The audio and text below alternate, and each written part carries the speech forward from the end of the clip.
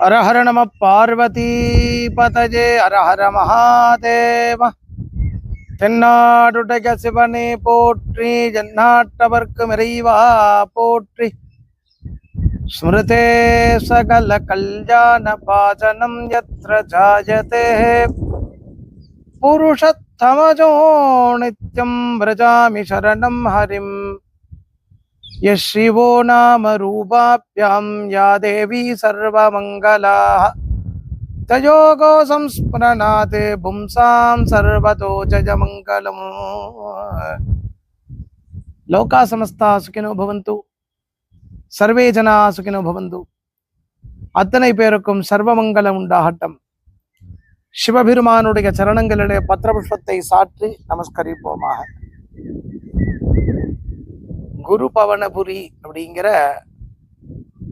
குருவாயூர் க்ஷேத்திரத்துக்கு என் அப்பன் பொன்னப்பன் தங்கப்பன் குருவாயூரப்பன் கிருஷ்ணா குருவாயூரப்பா அப்படின்னு எல்லாராலையும் கொண்டாடப்படக்கூடிய அந்த பகவான் ஸ்ரீ கிருஷ்ணர் எப்படி குருவாயூர் வந்தார்? க்ஷேத்திரம், மூர்த்தி, தீர்த்தம் அப்படின்னு எல்லாத்தினாலேயுமே இவ்வளவு வசதி. அப்படி ஆராதனமான அந்த மூர்த்திக்கு உண்டான பெருமை சொல்லனா பெருமையுடையது. இந்த க்ஷேத்திரத்துக்கு எப்படி வரணும், ஏன் வரணும், எதற்காக வரணும்? வெகு யுகத்துக்கு முன்னாடி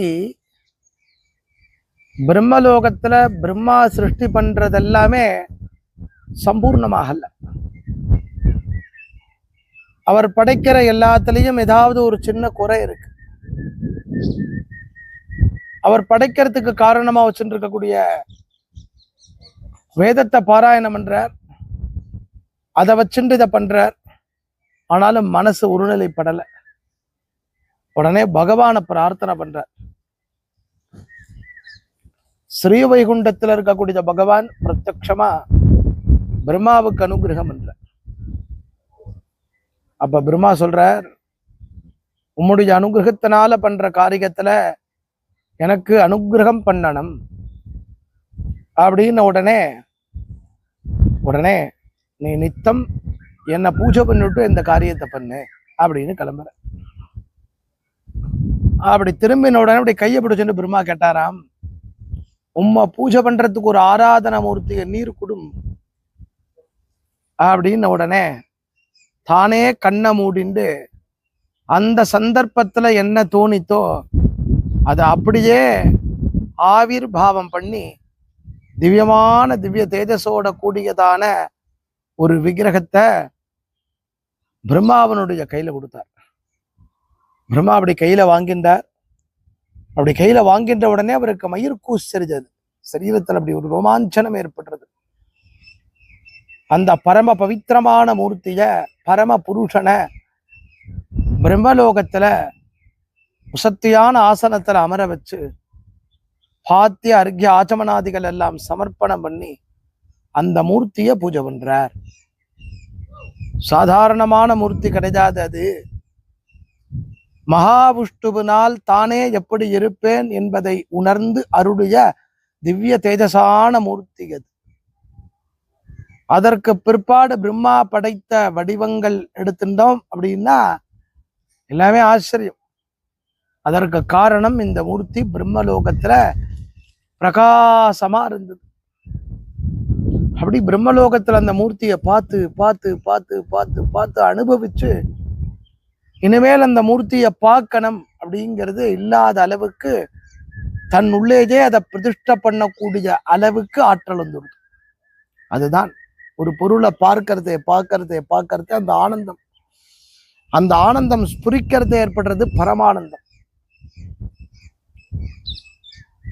வெகு வருஷத்துக்கு பிற்பாடு திவ்யமான தம்பதிகள் புத்திரபாகியத்துக்காக பிரம்மாவை நமஸ்காரம் பண்ணினாலாம். அவ ரெண்டு பேரும் நமஸ்காரம் பண்ணி பிரம்மா கிட்ட கேட்டா, எங்களுக்கு புத்திரபாகியம் அனுகிரகம் பண்ணணுமே உடனே பிரம்மா சொன்னார், உங்களுக்கு அனுகிரகம் பண்ணக்கூடிய சக்தி என்கிட்ட கொடுக்கல. நான் ஒரு நிமிஷம் கண்ணை மூடின்னு பார்த்தேன், ஆனால் அதற்கு ஒரு சக்தி இருக்கு அப்படின்னு சொல்லி அந்த திவ்ய தம்பதிகள்கிட்ட திவ்யமான அந்த ரூபத்தை எடுத்து அப்படியே கொடுக்குறா. சுதபாங்கிற அந்த மகரிஷியும் பிரச்சினி அப்படிங்கிற அந்த தேவியும் பிரம்மாவனுடைய கையில இருந்து அந்த விக்கிரகத்தை வாங்கிக்கிறா. அந்த விக்கிரகத்தை கொண்டு வந்து தன்னோட ஆசிரமத்துல வச்சு பூஜை பண்றா. பிரம்மா ஏன் கொடுக்கிறார் அப்படின்னா, இவாளை பார்த்த உடனே திருப்பி மகாவிஷ்ணுவை பார்க்கறதே என்ன அந்த பேருணர்வு ஏற்பட்டதோ அதை கொடுத்தார்.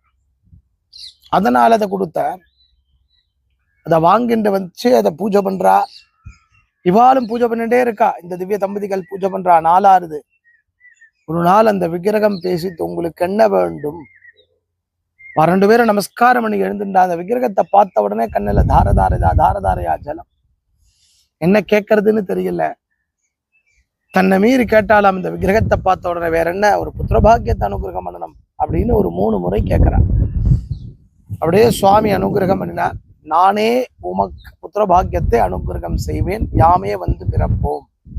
நீங்கள் 3 முறை கேட்ட காரணத்தால் உங்களுக்காக 3 முறை அவதாரம் எடுத்து யாமே பிறப்போம் உமக்கு அப்படின்னு பகவான் சொன்னா. அவளுக்குத்தான் பகவான் பிரச்சனி கர்ப்பன்னு முதல் ரூபத்தையும், அடுத்தபடியாக இவாளே காஷ்யபர் அதீதியான திவ்ய தம்பதிகளாக இருந்த காலத்துல பகவானாகப்பட்டவர் அனுகிரகம் பண்ணின வாமனாவதார மூர்த்தியாகவும், அவாலே வசுதேவர் தேவஜாக வந்து போல் சமயத்துல பகவான் பரவாசுதேவனான ஸ்ரீ கிருஷ்ணனாகவும் அவதாரம் பண்றார். இப்படியாக பகவானுடைய அந்த அவதாரம் இவாளுக்கு பிரம்மாவனுடைய அனுகிரகத்தினால கிடைச்சது. அப்படி பகவான் ஸ்ரீ கிருஷ்ணருடைய அவதாரம் நிகழத்த தௌமிய மகரிஷியாகப்பட்டவர் இந்த விக்கிரகம் அவருக்கு எங்கெங்கேயோ போய் அவர் கைக்கு வந்து சேர்றது. அந்த தௌமிய மகரிஷி இவாளை பார்த்து, இது ரொம்ப பரம பவித்திரமான மூர்த்தி, நீங்க இதற்கு முன்னாடி இருக்கக்கூடிய ஜென்மத்திலாம் ஆராதனை பண்ணின மூர்த்தி, பிரம்மலோகத்திலேந்து வந்த மூர்த்தி, இந்த ஜாக்கிரதையா பரம பவித்திரமா வச்சு பூஜை பண்ணுங்கோ. அப்படியான அந்த மூர்த்தியில வசுதேவரும் தேவகியும் பூஜை பண்ண, அதற்கு பிற்பாடு பகவான் பரவாசுதேவனான பகவான் ஸ்ரீ கிருஷ்ணனே ஆராதிக்க, கிருஷ்ணன் ஒரு நாள் ஆராதனை பண்ணிட்டு இருக்கக்கூடிய சந்தர்ப்பத்துல ருக்மிணி பிராட்டி வர, ருக்மிணி தேவி கிட்ட அந்த விக்கிரகத்தை கொடுக்க அவள் ஆராதனை பண்ணிட்டு இருக்கா. துவாபர யுகத்துல அந்த யுகம் முடிஞ்ச போறது. அப்போ உத்தவரை கூப்பிடுறார் பகவான். உத்தவா, யுகம் முடிஞ்ச போறது, எல்லாம் ஜலமயமாக போறது, நாமே சிருஷ்டி பண்ணின துவாரகையும் மூழ்கிட போறது. அதனால நீ என்ன பண்ணணும் அப்படின்னா, ஜாகிரதையா இந்த பூஜை பண்ணப்பட்டிருக்கக்கூடிய விக்கிரகத்தை வியாழனான குரு கிட்ட கொண்டு போய் நீ கொடுக்க வேண்டியது. ஹிமாச்சல பர்வதத்துல அவர் தபஸ் பண்ணிட்டு இருக்க, அவர்கிட்ட அதை ஒப்படைக்க வேண்டியது உன்னுடைய பொறுப்பு அப்படிங்கிறார். இப்படி துவாபர யுகம் முழுசா சம்பூர்ணமாறுது. சம்பூர்ணமாகி எல்லாம் கடல் எல்லாம் ஜலமெல்லாம் பிரவாகமா போகிறது.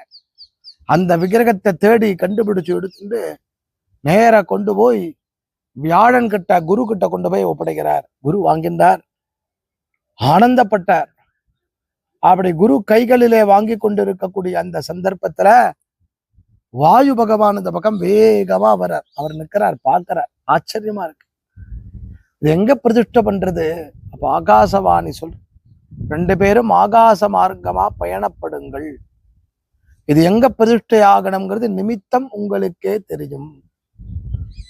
2 பேரும் கையில விக்கிரகத்தை எடுத்துக்கிறா, ஆகாய மார்க்கமா அப்படியே கிளம்புறா. க்ஷேத்திரம் க்ஷேத்திரமா தெரிகிறது. அப்படியே வந்துட்டே இருக்கா. ஒரு இடத்துல ஜோதியா இருக்கு, தேஜோமயமா இருக்கு. இவ்வளவு தேஜோமயம் உண்டா? இவ்வளவு தேஜோமயம் எங்க பார்க்கலாம்? இப்படி இருக்கே, இப்படி இருக்கே, இப்படி இருக்கேன்னு ஆனந்தப்படுறா.